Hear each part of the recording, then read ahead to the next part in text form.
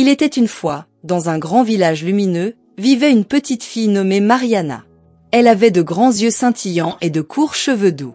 Tout le monde dans le village savait que Mariana était très spéciale, car elle travaillait dur et avait toujours un sourire pour chacun. Mariana n'avait plus ni mère ni père, alors elle vivait avec le chef Saka et sa femme, Sabine. Ils avaient une très grande maison avec de nombreuses pièces et un immense jardin. Le chef Saka était gentil comme un gros ours joyeux, mais Sabine, elle, était très triste parce qu'elle avait perdu sa propre petite fille. Amine était aussi mignonne qu'un bouton de fleurs et faisait rire tout le monde. Quand Amine a disparu pendant une sortie en famille et n'est jamais revenue, les cœurs de Sabine et du chef Saka se sont brisés en 1000 morceaux. Ils ont cherché partout, mais ils n'ont trouvé que les petites chaussures et la robe d'Amine, avec des taches rouges, comme lorsqu'on écrase une baie. Ils ont alors pensé qu'un animal sauvage l'avait trouvée, et ils étaient très, très tristes. Après cela, le chef Saka a ramené Mariana pour qu'elle vive avec eux. Au début, Sabine était aussi douce que du miel avec Mariana, lui donnant des câlins et des baisers. Mais bientôt, son cœur souffrait trop, et elle a oublié comment être gentille. Elle a commencé à être méchante avec Mariana, pensant que cela l'aiderait à moins souffrir de la perte d'Amine. C'est ainsi que Mariana est devenue la petite fille travailleuse qui vivait avec le chef Saka et la Sabine pas si gentille, dans le grand village lumineux, essayant de trouver de petits moments de bonheur dans ses yeux scintillants et ses cheveux courts et parfaits. Dans ce grand village ensoleillé, Sabine était autrefois comme un rayon de soleil chaleureux. Elle riait, jouait, faisait des gâteaux et chantait des chansons qui flottaient dans l'air comme des plumes légères. Tout le monde dans le village aimait Sabine parce qu'elle était gentille et que son cœur était grand. Mais quand le rayon de soleil a perdu sa petite Amine, le rire s'est arrêté, et les chants se sont transformés en silence. Le cœur de Sabine ne se sentait plus grand, il était serré comme lorsqu'on retient son souffle trop longtemps. Elle manquait tellement à Amine que sa tristesse s'est transformée en une pierre lourde à l'intérieur d'elle. Chaque jour, en regardant Mariana, qui essayait si fort d'être gentille, Sabine pensait à sa petite Amine, mais ses yeux ne voyaient pas la gentille fille que Mariana était, ils voyaient seulement qu'elle n'était pas Amine. Cela faisait encore plus mal à son cœur, et elle a commencé à être méchante avec Mariana. Elle pensait que cela l'aiderait à se sentir mieux, mais ce n'était pas le cas. Sabine a arrêté de donner des câlins et des baisers. À la place, elle donnait des paroles tranchantes et des regards froids. Sa voix douce est devenue un murmure sévère. Tout le monde dans le village a remarqué comment le rayon de soleil chaleureux s'était transformé en un nuage gris et glacial. La pauvre Mariana ne comprenait pas pourquoi Sabine avait changé. Elle essayait de faire de son mieux, espérant voir Sabine sourire comme avant, mais les sourires avaient disparu, remplacés par des froncements de sourcils et de la tristesse. La douleur de Sabine l'avait changé de rayon de soleil aimant en une vieille lune cachée derrière des nuages de chagrin et de colère. Un matin froid, quand le soleil commençait tout juste à se lever au-dessus des collines, Sabine s'est réveillée en se sentant comme un nuage d'orage prêt à éclater. Elle est allée directement dans la petite chambre de Mariana, où Mariana était encore blottie sous une fine couverture, rêvant de jours ensoleillés et de mangues sucrées. « Mariana !» La voix de Sabine a claqué comme un coup de tonnerre, et elle a secoué l'épaule de Mariana brusquement. « Est-ce le moment de dormir encore, petite paresseuse ? Lève-toi !» Ces mots étaient aussi tranchants que de petites aiguilles. Les yeux de Mariana s'ouvrirent grands, ronds comme des billes. Elle était tellement surprise que son cœur commença à battre comme un tambour dans sa poitrine. Elle ne comprenait pas pourquoi Sabine était si en colère. Elle sauta rapidement hors du lit, la tête encore engourdie de sommeil. Sans dire un mot, Mariana courut hors de la chambre pour commencer ses corvées. Elle balaya les sols avec son balai, faisant voler la poussière comme de minuscules fées dansantes. Elle se déplaçait à travers la grande maison, nettoyant et ordonnant tout, essayant de rendre tout parfait pour que Sabine puisse sourire. Mais au fond, son petit cœur se sentait lourd et triste, comme s'il portait un panier de pierres. Sabine l'observait du coin de l'œil, son visage crispé comme quand on goûte quelque chose de très acide. Elle voulait que tout soit parfait, mais son cœur était rempli des vents orageux de tristesse et de colère, au point qu'elle ne pouvait pas voir à quel point Mariana essayait. Ce matin froid, la maison semblait plus froide que d'habitude, et Mariana se déplaçait rapidement, espérant que son travail ramènerait le rayon de soleil que Sabine avait été autrefois. Mais le froid restait, et le rayon de soleil semblait très, très loin. Un jour, peu après ce matin rude, le soleil était haut dans le ciel, mais à l'intérieur de la grande maison, il n'y avait pas de chaleur. Sabine s'était réveillée comme un tourbillon et avait donné à Mariana une liste de tâches qui semblait aussi longue que la rivière qui passait par le village. « Nettoie tous les sols, lave les vêtements, et n'oublie pas de polir chaque fenêtre, » dit Sabine, sa voix tranchante et rapide comme une branche qui craque. Mariana hocha la tête, le cœur lourd, et commença par les sols, balayant et passant la serpillière jusqu'à ce que ses bras lui fassent mal. Ensuite, elle s'attaqua à la montagne de vêtements laissés par les garçons. Les garçons étaient 5 frères qui couraient et jouaient toujours, leurs vêtements étaient toujours pleins de boue, et leurs chaussures laissaient des traces dans la maison, comme de petits chemins dans la forêt. Pendant qu'elle lavait et frottait, les garçons sont rentrés de l'école, jetant leurs sacs et enlevant leurs chaussures sans se soucier de rien. La maison est rapidement redevenue un désordre, comme si une tempête de vent y avait soufflé. Le travail de Mariana du matin avait été réduit à néant en quelques instants, et elle sentit des larmes lui piquer derrière les yeux. « S'il vous plaît, pouvez-vous m'aider un peu ?» demanda Mariana doucement au garçon, espérant un peu de gentillesse. Mais Sabine l'entendit et arriva en trombe, comme un nuage sombre à l'horizon. « Ne leur demande jamais d'aide. Tu es là pour faire ces choses, pas eux, » gronda Sabine, ses mots résonnant comme des grêlons sur un toit en tôle. Elle fit laver à Mariana les sols à nouveau et polir les fenêtres déjà brillantes jusqu'à ce que ses doigts soient engourdis. La journée s'étira, chaque tâche devenant plus lourde que la précédente. Mariana essayait d'être rapide et attentive, mais ce n'était jamais suffisant. Sabine trouvait des défauts dans tout, plus vite, mieux, plus soigneusement, disait-elle, faisant sombrer l'esprit de Mariana encore plus bas. Alors que le soleil se couchait, teintant le ciel d'orange et de rose éclatant, Mariana finit enfin sa dernière tâche. Elle était tellement fatiguée que tout son corps tremblait comme une feuille au vent. Cette journée de dur labeur semblait plus longue que toutes celles qu'elle avait connues auparavant, son petit monde tournant autour d'elle comme si elle était prise au milieu d'un tourbillon, cherchant un moyen de s'en échapper. Un jour, alors que la maison était calme et que la poussière s'était déposée après l'agitation de la journée, Sabine décida de mettre ses boucles d'oreilles en or spécial pour une réunion de village. Elles brillaient comme de petites étoiles et étaient très précieuses pour elle. Mais lorsqu'elle tendit la main pour les prendre, elle ne trouva qu'une seule boucle qui lui répondait par son éclat. L'autre avait disparu, s'était volatilisé comme un secret murmuré. Le cœur de Sabine battit d'inquiétude, et cette inquiétude se transforma rapidement en une tempête de colère. « Mariana !» appela-t-elle, sa voix grondant comme le tonnerre dans toute la maison. Mariana, qui pliait des vêtements dans une autre pièce, arriva en courant, ses pieds effleurant à peine le sol. « Oui, ma » demanda-t-elle d'une voix minuscule. « Ma boucle d'oreille a disparu. »« Tu l'as prise, n'est-ce pas ?» l'accusa Sabine, ses yeux se plissant comme des fentes. Les yeux de Mariana s'agrandirent de choc, sa bouche s'ouvrit et se referma, mais aucun mot n'en sortit. Elle n'avait jamais touché aux affaires de Sabine, jamais. « Je ne l'ai pas prise, ma, s'il vous plaît, croyez-moi, » murmura Mariana, sa voix tremblante comme une feuille dans le vent. Mais Sabine ne voulait rien entendre. « Non. Tu vas t'agenouiller et rester là jusqu'à ce qu'on la retrouve, » déclara-t-elle en pointant un coin de la pièce. Mariana, le cœur lourd, s'agenouilla sur le sol dur, sentant le poids de l'accusation comme une pierre sur son dos. Les heures passèrent, le soleil parcourut lentement le ciel, et la maison resta tendue. Les garçons, menés par la fureur de leur mère, retournèrent la maison dans tous les sens pour chercher la boucle d'oreille. C'est lors de cette recherche, tout au fond de la garde-robe de Sabine, sous des couches de tissu coloré, que la boucle disparue fut retrouvée par le plus jeune des garçons, timidement cachée entre les plis d'un foulard en soie. « La voici, maman !» s'exclama-t-il, tenant la boucle d'oreille qui brillait innocemment dans sa petite main. Le visage de Sabine changea alors, la colère se transforma en surprise silencieuse, mais pas en gentillesse. Elle prit la boucle d'oreille, la dépoussiéra et la remit dans sa boîte sans même regarder Mariana. « Tu peux te lever » dit-elle d'un ton plat, sa voix dénuée de chaleur. Mariana se leva, les genoux endoloris, le cœur endolori aussi. Elle avait été punie et blessée pour quelque chose qu'elle n'avait pas fait, et même avec la vérité éclatant aussi clairement que la boucle d'oreille retrouvée, il n'y avait ni excuse, ni câlin, ni mot gentil de la part de Sabine, juste l'air froid remplissant l'espace entre elles alors que Mariana retournait tranquillement à ses corvées, la lumière du jour déclinant autour d'elle comme une bougie qui s'éteint. Au fur et à mesure que les jours se transformaient en semaines et les semaines en mois, Mariana grandit, devenant plus grande et plus intelligente. Elle observait le monde autour d'elle et apprenait de tout ce qu'elle voyait. Au fond d'elle, elle sentait un rêve grandir, un rêve de faire quelque chose de plus, quelque chose qui la rendrait fière et peut-être même heureuse. Un matin ensoleillé, rempli du courage qui bouillonnait en elle, Mariana s'approcha de Sabine.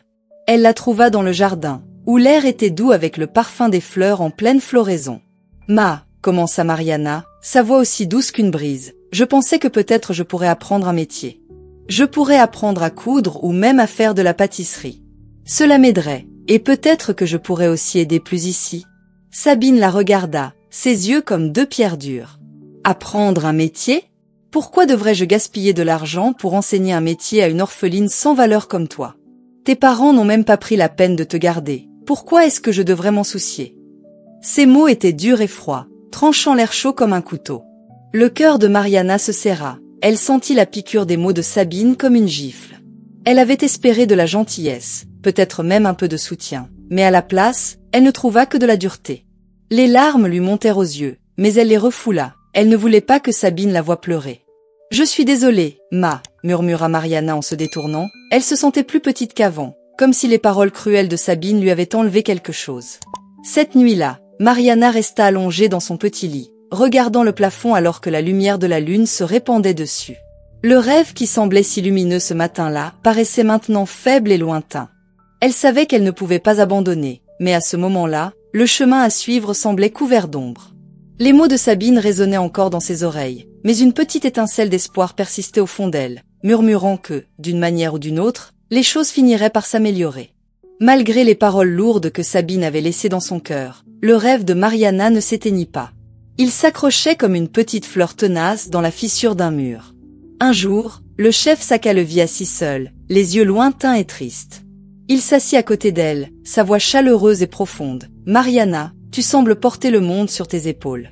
Dis-moi ce qui pèse sur ton cœur. » Mariana le regarda, la gentillesse dans ses yeux comme une douce lumière. Elle lui parla de son souhait d'apprendre un métier, de son désir de devenir quelque chose, de faire quelque chose dont elle pourrait être fière.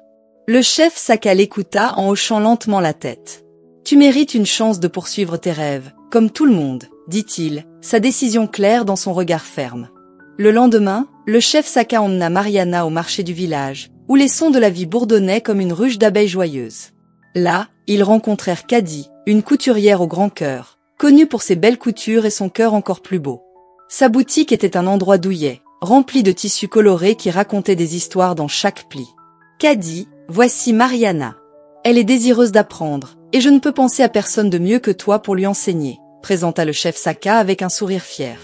Kadi regarda Mariana, ses yeux doux et accueillants. « Eh bien, Mariana, tu es la bienvenue ici. Faisons de tes rêves des robes, » dit-elle, son rire léger et mélodieux. Mariana sentit une porte s'ouvrir dans son cœur, laissant entrer la lumière. Elle commença à passer ses journées dans la boutique de Kadi, apprenant à guider doucement le tissu sous la machine à coudre ronronnant, ses doigts devenant habiles à former de petites coutures parfaites. Chaque vêtement qu'elle aidait à créer était comme une pièce d'un nouveau monde qu'elle bâtissait pour elle-même. Avec chaque jour qui passait, la confiance de Mariana grandissait. Kadi était patiente et encourageante, traitant Mariana non seulement comme une apprentie, mais comme une sœur. Sous la lumière de l'après-midi qui filtrait à travers les fenêtres de la boutique, Mariana ressentait la chaleur d'un futur qu'elle n'avait osé qu'imaginer. Pour la première fois depuis longtemps, Mariana ressentit un espoir réel et solide pour son avenir, un espoir qu'elle cousait de ses propres mains, point par point, beau et régulier. Son cœur, autrefois lourd des paroles dures de Sabine, se sentait désormais plus léger et prêt à accueillir les jours à venir. Alors que les saisons changeaient et que les feuilles murmuraient les récits d'un monde en transformation, les journées de Mariana étaient désormais remplies du bourdonnement de la machine à coudre et des rires partagés avec Kadi. Mais sous cette nouvelle joie retrouvée, les années de souffrance et de tension commencèrent à montrer leurs ombres. Un matin, alors que l'aube se levait doucement, Mariana sentit une faiblesse s'emparer d'elle. Son corps tremblait comme une feuille sous une tempête, et un profond frisson se répandait en elle malgré la chaleur ambiante. Elle essaya de se lever pour commencer sa journée, mais ses membres étaient lourds, sa tête tournait et sa peau brûlait de fièvre. Chez Kadi, Mariana peinait à se concentrer, ses points de couture s'égaraient comme des rivières sinueuses sur le tissu. Kadi remarqua son visage pâle et la façon dont ses mains tremblaient. « Enfant, tu es brûlante, » dit-elle, sa voix pleine d'inquiétude. Elle toucha le front de Mariana, qui était aussi chaud que le soleil de midi sur la savane. « Je vais bien, juste un peu fatiguée, » tenta de sourire Mariana, mais ses yeux étaient embués de douleur. « Non, tu n'es pas bien, tu es malade, » insista Kadi. « Nous allons à l'hôpital maintenant. » De retour à la maison du chef Saka, Sabine vit Mariana se faire aider pour monter dans la voiture de Kadi. « Où penses-tu aller en jouant les faibles ? » « C'est juste une excuse pour éviter le travail, » l'accusa Sabine, sa voix aussi dure que des graviers, ses yeux plissés de suspicion, sans une once de préoccupation. Mariana voulut argumenter, crier qu'elle était vraiment malade, mais ses forces l'avaient quittée et tout ce qu'elle pouvait faire était de tousser, chaque quinte de tout secouant son corps comme un coup de tonnerre. Kadi ne perdit pas un instant. Elle ne fait pas semblant, elle est vraiment malade, et je l'emmène pour qu'elle soit soignée, déclara-t-elle, son ton ne laissant aucune place à la cruauté de Sabine. Avec un bras protecteur autour de Mariana, elle l'aida à monter dans la voiture et l'emmena à l'hôpital du village. À l'hôpital, les médecins s'affairaient autour d'elle, leurs visages marqués par des lignes de préoccupation professionnelle tandis qu'ils s'occupaient de Mariana. Ils parlaient à voix basse, lui prenant la température, lui administrant des médicaments pour faire baisser la fièvre et des fluides pour l'hydrater. La pièce était floue pour Mariana, les voix un murmure lointain alors qu'elle glissait dans et hors de la conscience. Pendant tout ce temps, Caddy resta à ses côtés, une présence stable au milieu de la tempête. Alors que les médicaments commençaient à agir, l'esprit de Mariana s'éclaircit, et elle réalisa à quel point elle était proche de s'effondrer complètement. Ce n'était pas seulement la maladie, mais des années de fatigue accumulée et de stress qui l'avaient amenée à ce point de rupture. La journée s'estompa dans la nuit, et sous la surveillance bienveillante de Caddy et du personnel hospitalier attentionné, Mariana trouva enfin du repos, un sommeil profond et réparateur. Dehors, les étoiles scintillaient dans le vaste ciel africain, témoin silencieux de la bonté et de la cruauté du monde d'en bas. Mais pour Mariana, le cauchemar des accusations de Sabine semblait lointain, étouffé par les murs protecteurs de soins et de compassion qui l'entouraient maintenant. Dans la tranquillité de la chambre d'hôpital, alors que la lumière du matin se glissait doucement par la fenêtre, une petite mais surprenante découverte fut faite. Caddy, en aidant à ranger les affaires de Mariana, trouva un petit pendentif délicat rangé dans une poche latérale du sac de Mariana.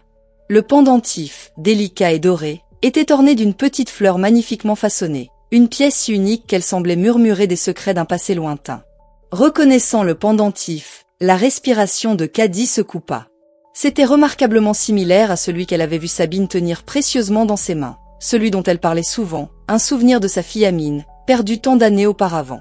Avec le pendentif en main, Caddy se précipita chez Sabine, le cœur battant d'un mélange d'espoir et de crainte.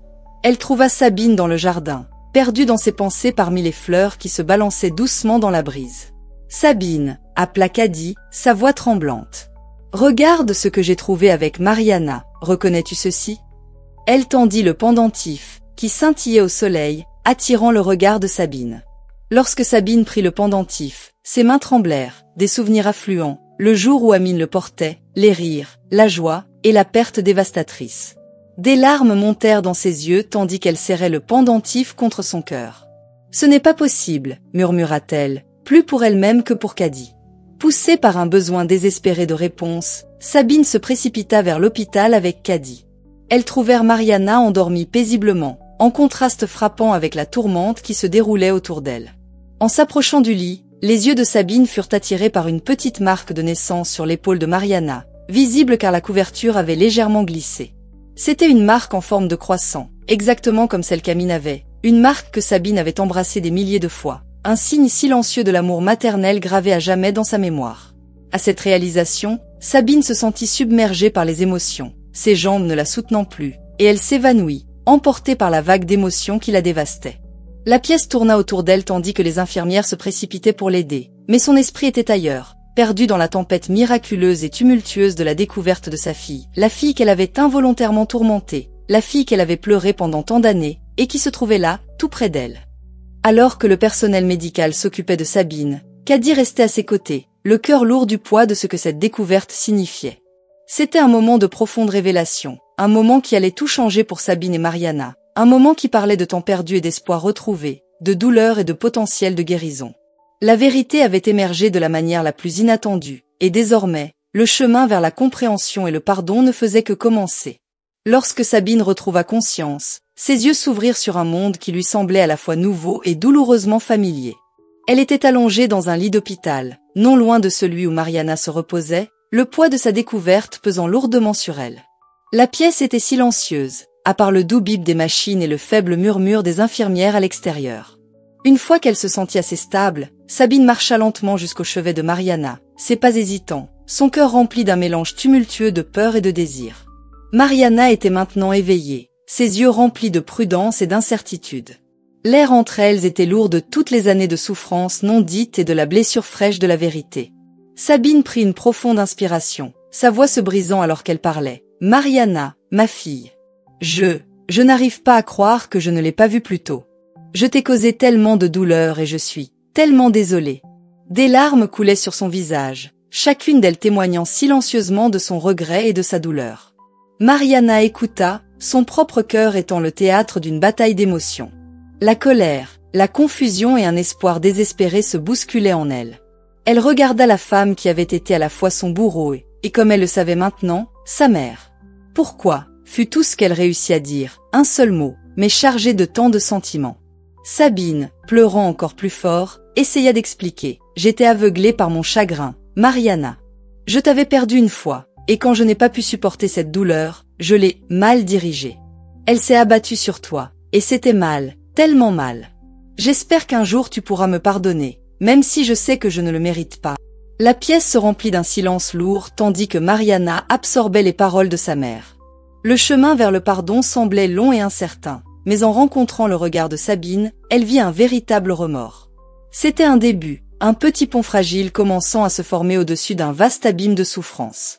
Le chef Saka, qui était resté silencieusement près de la porte, les rejoignit alors, sa présence solide et réconfortante. « Nous t'avons tous les deux échoué, Mariana, dit-il, sa voix stable mais pleine de douleur. Mais nous sommes là maintenant, et nous voulons arranger les choses. Nous voulons être la famille que tu mérites. » Ensemble, ils commencèrent le lent processus de guérison. Des conversations eurent lieu, beaucoup étaient remplis de larmes et d'autres de sourires, alors que de vieux souvenirs plus heureux étaient partagés avec précaution. Sabine et le chef Saka apprirent à connaître les rêves de Mariana, ses luttes et sa force. Mariana, de son côté, commença à voir la fragilité humaine de ses parents, particulièrement celle de Sabine, si brisée par ses propres pertes. Alors que les jours se transformaient en semaines, la famille trouva un nouveau rythme, marqué par une chaleur prudente mais croissante. La communauté les regardait et les soutenait, les aidant de petites manières, leurs actions témoignant d'une compréhension partagée du pouvoir du pardon et des secondes chances. À travers tout cela, la leçon qui émergeait était claire et profonde. L'amour est résilie, la perte ne doit pas nous définir, et le pardon, bien que parfois difficile, est souvent le chemin vers la véritable guérison. Mariana et sa famille, unis par la douleur mais aussi par l'amour redécouvert, se dirigèrent vers l'avenir avec espoir. Un espoir prudent, mais plus brillant que tout ce qu'il avait connu depuis des années. J'espère que vous avez apprécié cette histoire. Si c'est le cas, merci d'aimer la vidéo, de commenter ce que vous avez retenu de ce conte, et de ne pas oublier de vous abonner à la chaîne pour d'autres contes enchanteurs comme celui-ci. Merci.